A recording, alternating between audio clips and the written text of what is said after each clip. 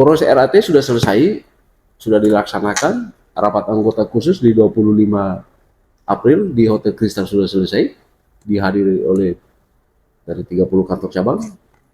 Dan rapat anggota tahunan untuk mempertanggungjawabkan laporan keuangan dan lain sebagainya, laporan keuangan dan non keuangan, itu sudah dilaksanakan juga di tanggal 26 April di Hotel Harper kemarin, yang teman-teman media sudah mengetahui, publik sudah mengetahui, dibuka oleh Menteri Koperasi Republik Indonesia, yang selama ini Sulawesi Sari berdiri tidak pernah ada menteri yang hadir memberikan menaruh harapan simpati kepada Sulawesi Sari, ya, sehingga dan juga dihadir oleh Wakil Gubernur Nusa Tenggara Timur. Itu menunjukkan bahwa pemerintah, khususnya Menteri Koperasi, kalau menteri hadir itu artinya bahwa dia mewakili presiden. Artinya NTT harus berbangga bahwa ada di Provinsi Nusa Tenggara Timur ada satu aset milik Provinsi Nusa Tenggara Timur namanya Koperasi Kredit. Dan aset itu Koperasi Kredit banyak di NTT. Dan menteri hadir kemarin menghadiri RAT-nya Koperasi Kredit Sulawesi Sari dan Koperasi Kreditnya TLM. Dan itu luar biasa. Kalau menteri dan presiden melihat seperti itu artinya bahwa Koperasi Kredit khususnya Sulawesi Sari hadir untuk menjawab persoalan di tengah masyarakat. Yang bisa kita urai, Sulawesi Sari hadir, dia akan menyerap tenaga kerja. Di saat karyawan kita sekarang sudah mendekati ke 600 orang, itu artinya bahwa 600 orang itu tenaga kerja, disebut tenaga kerja, dan memberikan penghidupan yang layak untuk saya, untuk teman-teman pegawai, bersama istri dan anaknya, dan juga kedua orang tuanya. Itu kehadiran Sulawesi Sari untuk menjawab itu, dan itu menjadi kebanggaan anggota. Harusnya kalau ada orang mengajak bahwa oh ya ayo keluarlah di Sulawesi Sari menjadi anggota Sulawesi Sari, oh tidak, kami tetap bertahan di Sulawesi Sari karena Sulawesi Sari sudah bisa membuktikan dirinya kemarin. Rapat anggota tahunan dihadiri oleh pimpinan provinsi, pimpinan daerah, Pemprov, dan dihadiri juga oleh Menteri Koperasi yang selama ini belum pernah ada. Ya. Itu menunjukkan bahwa membangun kepercayaan masyarakat. Bayangkan aja, pemerintah provinsi, wakil gubernur Pak Joni Asadoma juga hadir, menteri juga hadir, lalu untuk apa mengikuti ajakan 1-2 orang? Itu perbandingannya jauh antara bumi dan langit. Jika ada orang, ada anggota mengikuti ajakan itu. Ya.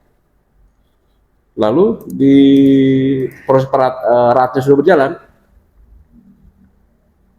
dan seluruh agenda-agenda rapat anggota tahunan tahun buku 2025 sudah dibahas kemarin bersama anggota, dan anggota hari ini sudah kembali ke kampung halamannya masing-masing. Itu saja berkaitan dengan agenda-agenda penting, khususnya pergantian kepengurusan dan kepengawasan periode lalu dan periode yang sekarang sudah dilaksanakan dengan baik.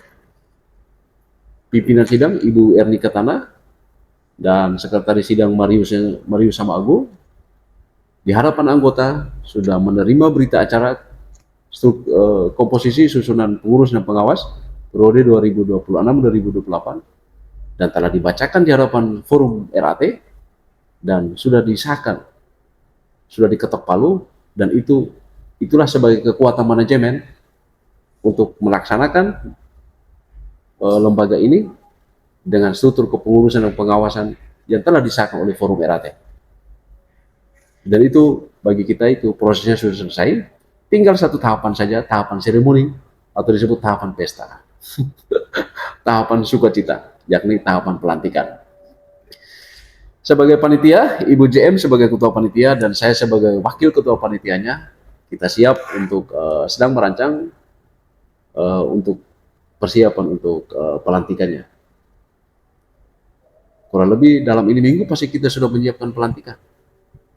Karena ini namanya pelantikan, dia bersifat seremonial, maka tanpa tanpa kita mengundang sebanyak-banyaknya gitu ya.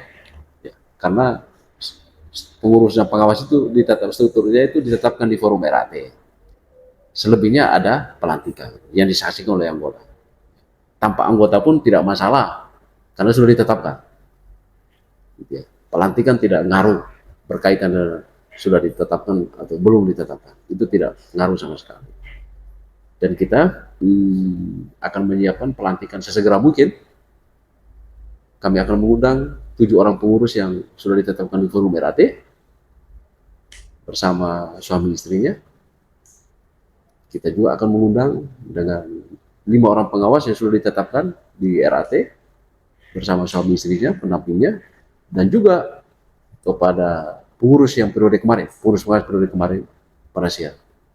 Unsur-unsur penting itu kami akan libatkan dan kami akan melakukan koordinasi dan struktur gerakan kami, gerakan GKKI, Gerakan Koperasi Kredit Indonesia. Di atas kami masih ada sekunder namanya Puskobit BK3D Timur, Pusat Koperasi Kredit Timur, Badan Koordinasi Koperasi Kredit Timur.